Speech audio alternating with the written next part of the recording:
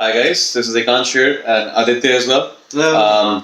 This is the second episode of our series. As you already probably know, me and Aditya are doing the MCH Orthopedics from Edge Hill University, which is run as a 2-year course in collaboration with the WWL Trust, which is the Wrightington, Wigan and Leigh, based out of Wrightington.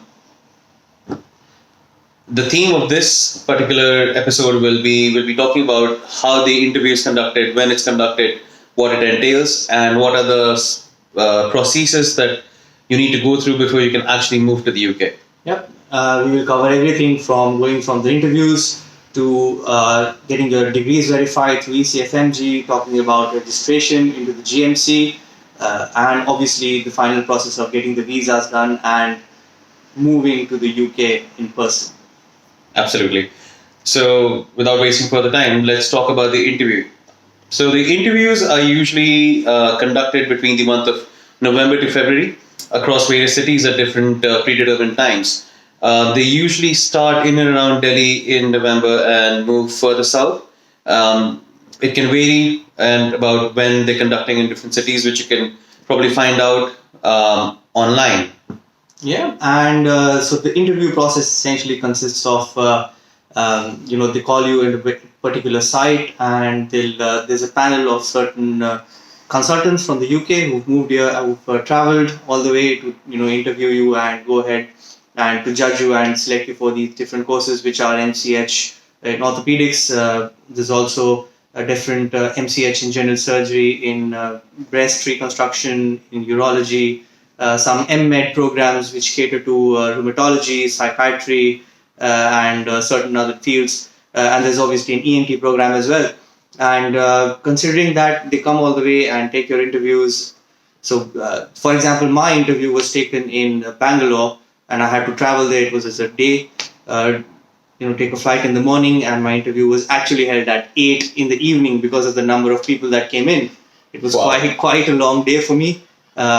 And there were 3 or 4 consultants asking me some basic questions about some basic questions on orthopedics and general management of trauma patients, compartment syndrome, what would you do when a patient comes in sick into the A&E and things like that. Yeah. Yeah, so as you said, very similar for me. I gave my interview in Mumbai. They're all the interviews conducted on the same day by a panel of about 3 to 4 doctors.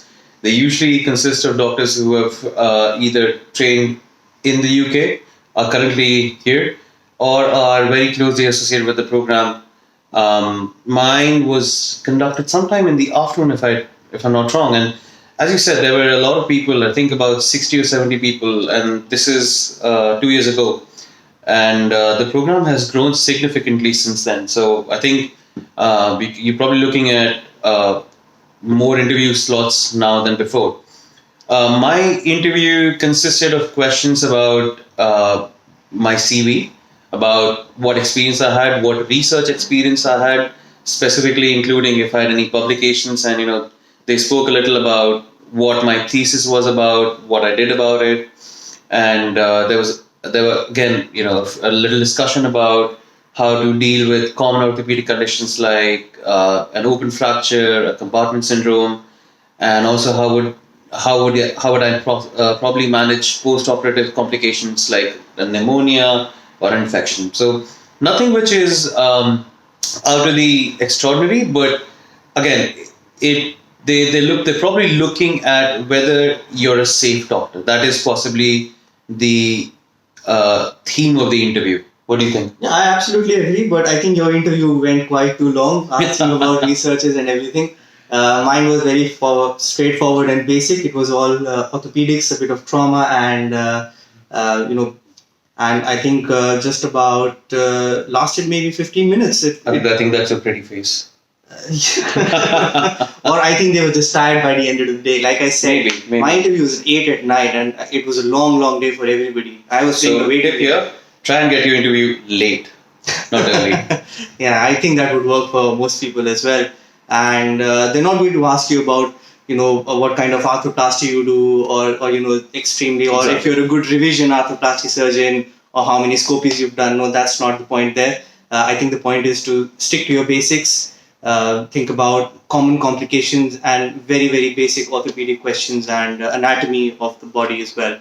Absolutely. So I think takeaways: dress well, get your CV, print them out, and stick to basics, basics, basics. That's it.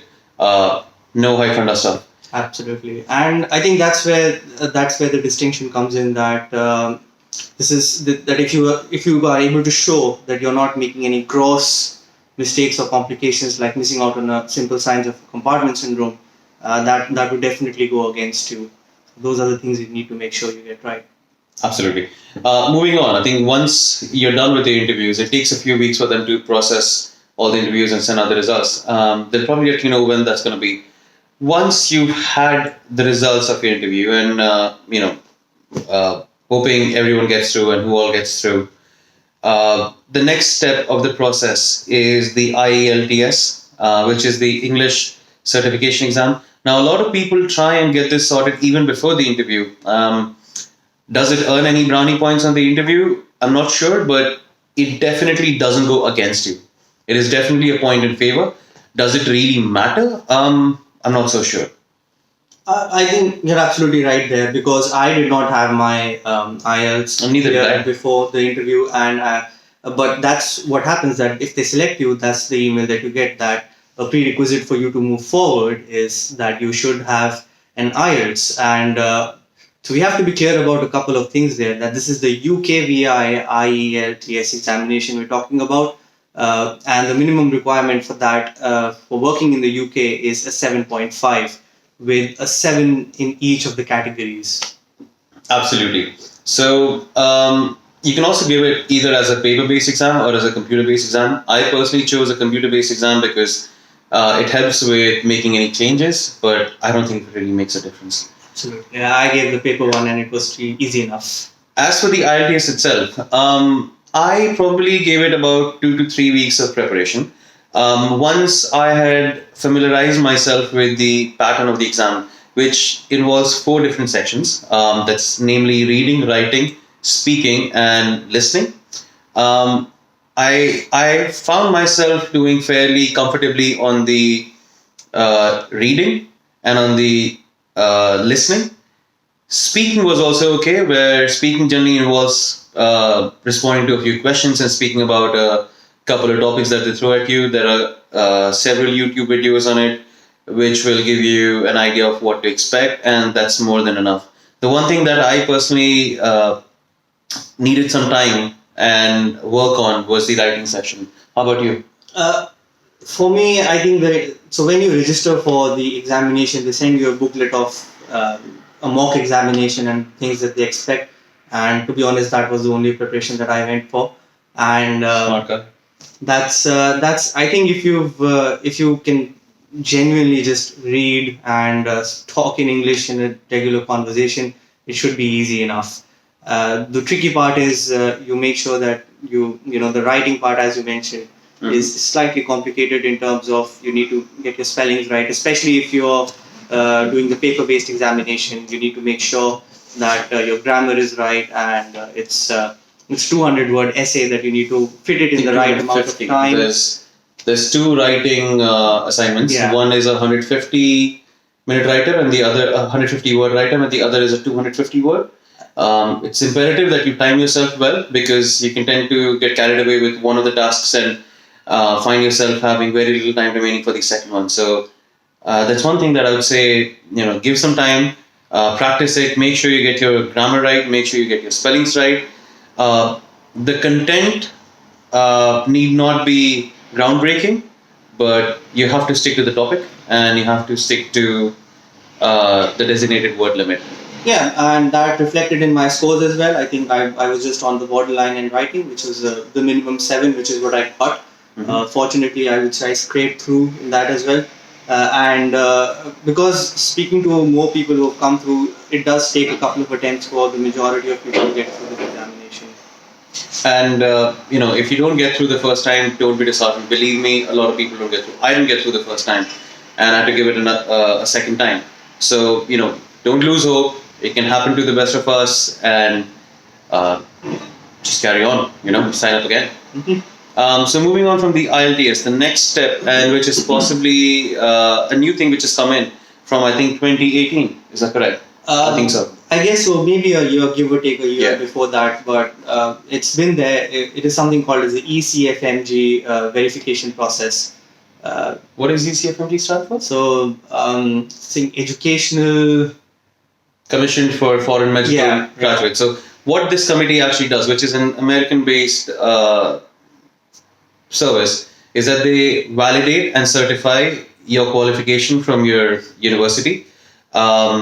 It's usually fairly straightforward, but a limiting factor can be the admin of your university, and if they're tardy, and considering the universities in India, we all know how long that can take. It can take up to a few weeks. So this is one thing where you need to chase it up with the admin of your university, because if you sit back, they can sometimes just be buried under a pile of documents and never see the daylight. Just to elaborate on the process, I think it's important to know is that what you do is you create an account online. They hold a video meeting and make sure and confirm your identity. And then you upload your documents of your the degree that you need. And for us, it was for GMC registration, the one that's most important that they need is your MBBS essentially. And you upload that. They send a letter or an email to the admin of your college from wherever you graduated, and they have to confirm that yes, this is in fact a genuine student and a genuine degree that we've given out, and this is their way of confirming that this foreign medical doctor is actually a legit doctor. He won't kill people, hopefully. Who would absolutely. Just another point that strikes me is your MBBS is your PNQ, which is the primary medical qualification that they're looking for. Yeah. So once you've sorted out your ECFMG, or you're in the process of sorting out your ECFMG, you can begin registering with the GMC. So that requires you to make an account on the GMC website and begin your registration process. Now, your GMC registration is the quintessential step of this whole process. This is the most important and possibly the most time-taking part as well. But if you get your basics in place, if you get your documents in order, and you're well informed, I don't see any problems with your GMC registration. Absolutely, GMC registration is key. It is the most vital part of the entire process of coming to the UK, because if you don't have registration, you can't work. It's as simple as that. Okay, so there are three ways of getting your GMC registration. The first is through your PLABs. The second is through the MRCS. And the third is through either through a sponsorship.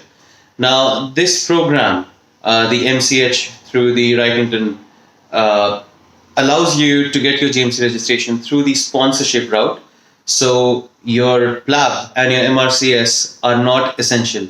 However, key point here, if you do have your MRCS, you do get a 50% discount on the course fee, which is a massive amount. I think almost £17,500. I think. Yeah, I think that's a very important point, because for me, I had given half of my MRCS, which is the Part A, back in India, and I did not have access to this information, and that's why I've lost an extra £17,000. Had I known that, I would have gone for Part B back home. And same here, neither did I. I'd done my MRCS Part A while in India, but had I known this information before, I probably would have concentrated on giving my MRCS Part B earlier and tried to avail that discount.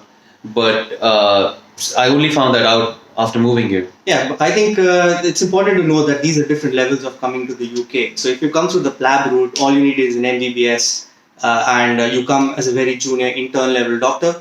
If you come to the MRCS route, you can apply for slightly higher CT level or SHO level jobs. And obviously, the easiest for us as MCH is it's as easy as paying money to get your DMC registration, because it's a course which is sponsoring you to come and work there. So that's probably the easiest way to come and work at whatever level that they need you to. And this is something we spoke about in our last video, where we spoke about this as one of the pros of doing this MCH, where you get to bypass the PLAB and the MRCS. Yeah, so the key points in a GMC registration are that you need to have your ECFMG verification done, because that's the first step in going ahead with your GMC registration. And then there's a long process of sending more proof as to your work experience, what it has been in the last 5 years. When you fill up the form, that's what they basically require. And the key point there is that if you have a gap of more than 4 weeks in the last 12 months since the date of your application, you will not be eligible for a registration. Previous to a year, before 12 months, if you have a gap, that's still acceptable, but you do need to explain as to what that was and why that was. So if I get that correct, you need to provide all your work experience in the last 5 years. Absolutely. At the point of application, which needs you to be working for the period of 12 months right before the application without a gap of more than 4 weeks. Absolutely, and that is vital to get your registration in. And you would need to provide proof of employment from whoever you've been working with, be it an individual doctor or a hospital or a university or whoever it may be. Those proofs are necessary, and you would probably also want to get a character certificate from each of them saying that you're probably a safe person to work with. That's something that's very important. The character certificate is another key document that they will always ask for. This is basically so whoever body you're registered with, whether it's Delhi DMC or the MCI at our time, which has now been dissolved. So you need a character certificate, or what's actually it is for in India is called as a certificate of good standing that you need to have, and you need to provide it to the GMC along with a copy of your sponsorship, which the Wrightington guys or the AHL University or your MCH program will provide to you. And once you put all those documents in, it takes about a month, and that's when they give you that, okay, you're eligible to be registered with us. You would also need a couple of letters of recommendation, which is based on a pre-standardized format, which is sent from the university. So this is something where you'd have to provide the email addresses of 2 or 3 of your referees. They would receive a form in their email accounts, and they would have to fill it up on your behalf. Again, one of those things you'd want to chase it through to completion just to ensure you're ticking all the boxes and getting your paperwork in order in time. And the good thing is that the GMC is a very, very responsive body. Throughout your process, you'll have a lot of questions. There'll be a lot of emails coming through and through. They'll directly ask you and send you an email. All right, this was your experience. Can you provide some more proof with it? Or can you provide this document? Or this is lacking. And you'll have to. It's a constant process of engagement, which will give you an idea and a feedback as to where you stand. And there will be a point when they're going to say, all right, all your documents are in order, and we can go ahead and they'll give you a time frame as to, okay, you'll get your registration process in X amount of time. And that's when I think you can move ahead with your next step, which is applying for the visa. Now, applying for the visa, you have to time it well, in the sense that you don't want to apply for your visa too early, because if you get your visa before you've got your GMC registration sorted, you might find yourself in the UK without actually having completed your GMC registration process, which would be counterproductive. So when you're coming to a point where you think your GMC registration is almost through, I'd suggest that you start applying for your visa. The documents that you need for your visa, besides your passport and financial documents, would be a police clearance certificate, which can be either obtained through your passport office or your local police station. And the second is a tuberculosis clearance certificate, which can be obtained through certain centers which are validated to provide this clarification. The list of this can be found online, and find the nearest one. Takes a few hours to get it sorted. Yeah, I think, and the application process is fairly straightforward. Just go to the UK government website, and it's as simple as applying for a travel visa or things like that. It's a tick box exercise. You just fill in all the documents, collect everything, choose a date as to when you want to go and show your documents. Contrary to what most people think, it's not a real interview. You just have to submit your documents, and they take your passport and give you your visa in a couple of weeks. And once you sorted that, you would have to nominate a time period where you would like to arrive in the UK. This should ideally be close to the time of starting the course. You get a probationary 1 month of visa in your first application. Now, what you need to do is you need to arrive in the UK and make sure you collect your BRP, which is a British Residence Permit, within the first few days of getting here. this British residence permit is your visa beyond those 4 weeks that have been given to you in your passport. Yeah, it's essentially like a PR card that you need to carry with you, Absolutely. and it's the most important ID that you'll have while you're working and living in the UK. And it's important to understand that all these are separate processes. So the visa has got nothing to do with your GMC registration, which has got nothing to do with your IELTS or your ECFMG verification. So it's a step-by-step process in terms of getting your ECFMG and then your GMC registration. And once you're confident enough that the GMC is going to give it to you, that's aside. Then you apply for your visa. And the final hurdle in getting your GMC registration is when you move to the UK. You just have to come back and do a person verification check. You have to go to the GMC office where you submit your documents once again, and that's where you get your registration certificate in hand. And that's pretty straightforward. So I think what we're trying to say is, while all these processes are, they run separately, they kind of run concurrently. Yeah. If you know what I mean, they are all separate, but we need to make sure that they run one by one, and you kind of time it well enough to make sure you get here on time. Yeah, timing is the most important.